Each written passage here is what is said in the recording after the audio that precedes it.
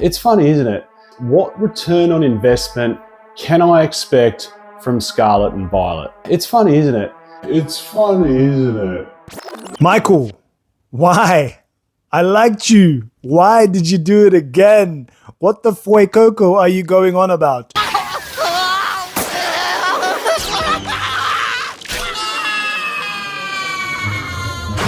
You cannot predict Pokemon set prices in the future. Yes, I have a lot of time in my hands. This is the third video in 3 days, but somehow I wasted 13 and a half minutes of my time watching this video.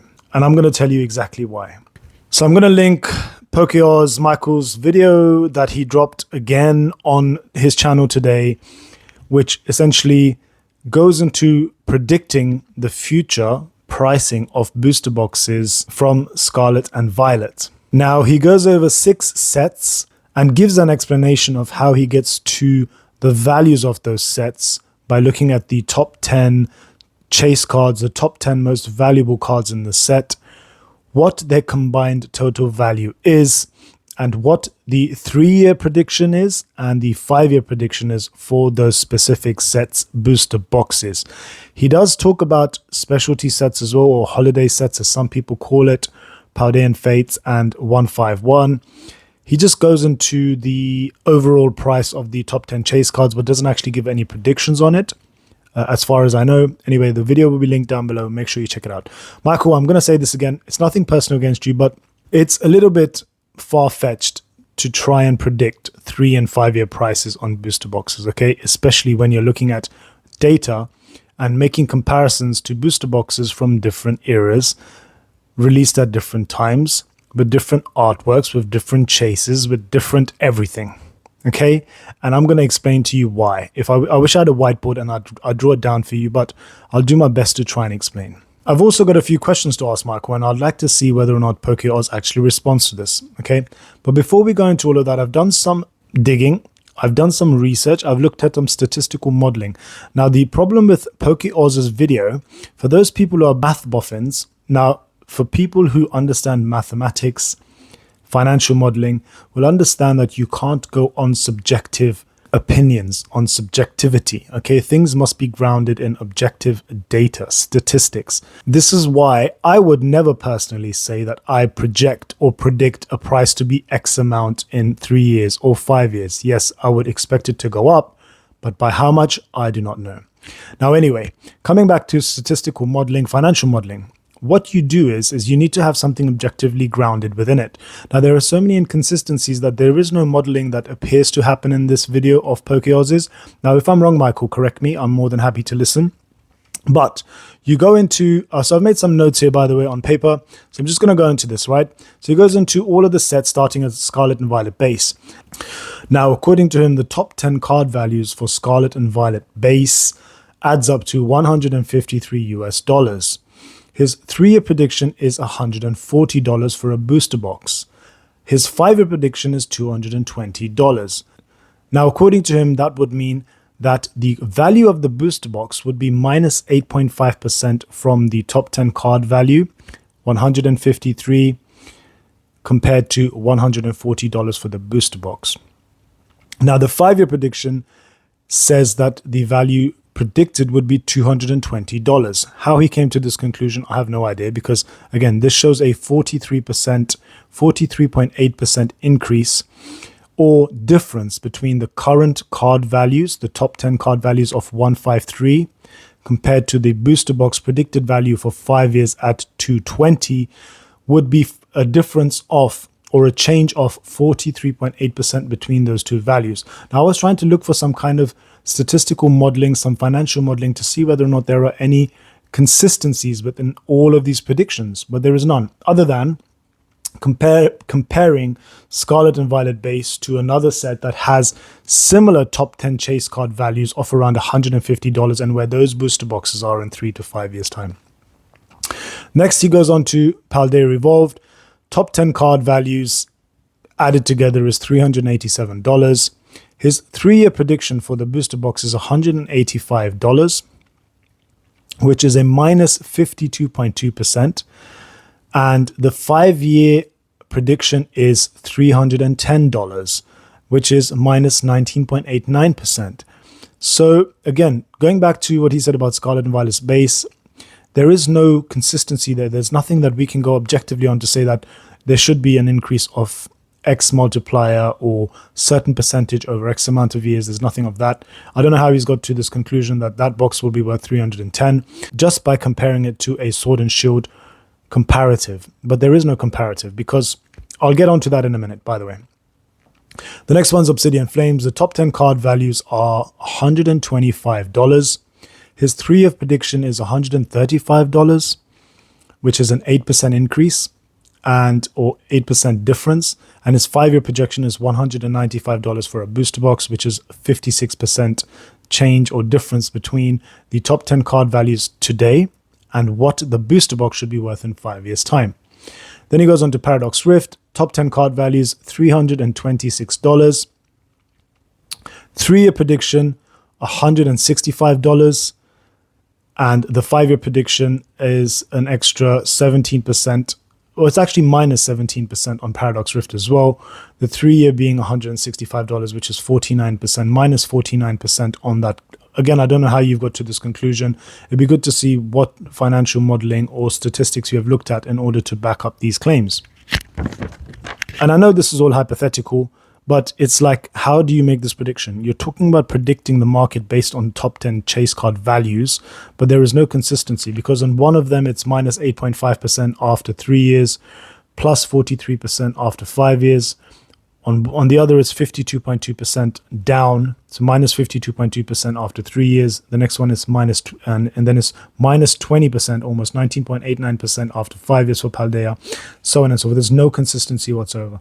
Temporal Forces, the top 10 card values currently sit at 408. By the way, this is all subject to change. The 3-year prediction for this set being $190, which is minus 53%. Or a difference of minus 53% from the top 10 card values to what the booster box should be valued according to PokeOz in 3 years.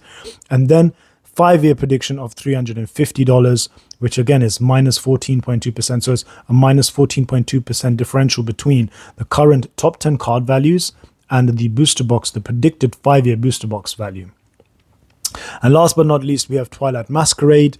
The top 10 cards are valued at £745. Now that is a brand new set. His 3-year prediction is $200, which is a minus 73.15% differential or difference between the 745 and the 200. And his 5-year prediction is $390, which is again minus 47.65%. We've got all these varied differences in percentages. And one of the issues is that PokeOz, you compare stuff like, let's take it as an example. You compared Darkness Ablaze to Obsidian Flames. Completely different eras, completely different cards, completely different sets, completely different artwork.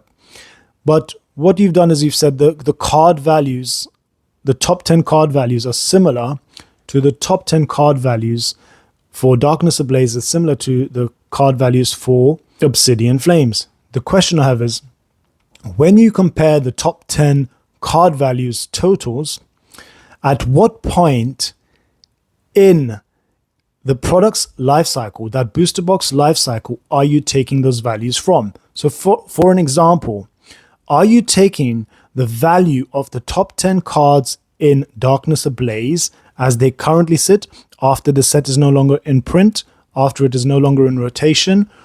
Or is it from when Darkness Ablaze was at the same point in its life cycle as Obsidian Flames is right now?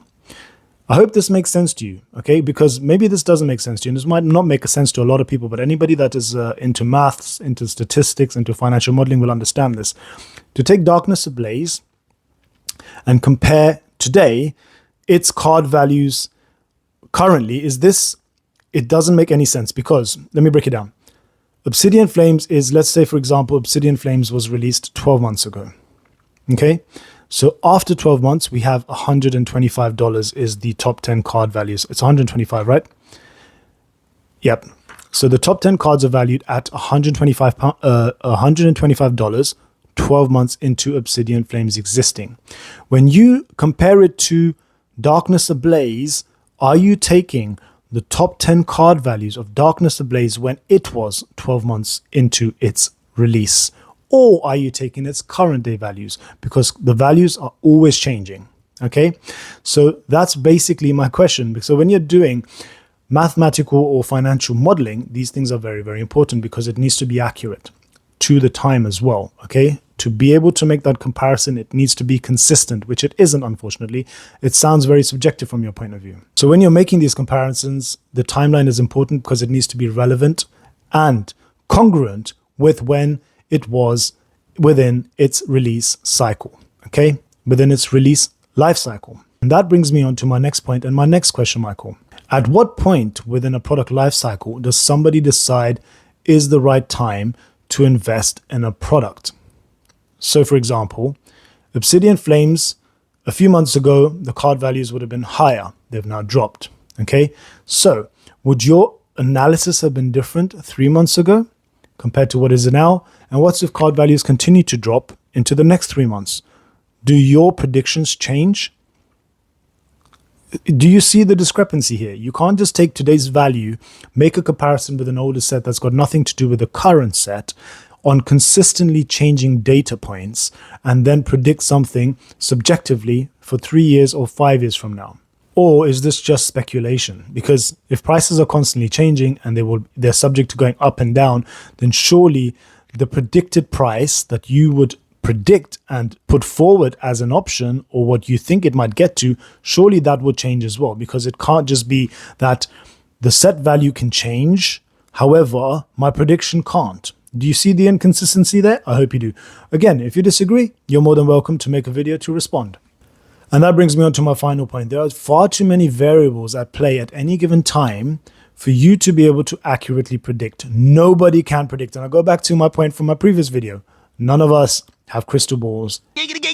You don't have crystal balls, neither do I. So it's not good. It's not a good idea to try and predict things on subjectivity, because I would ask you again, what data points are you referring to that are consistent and congruent with you being able to financially model and predict things in the future?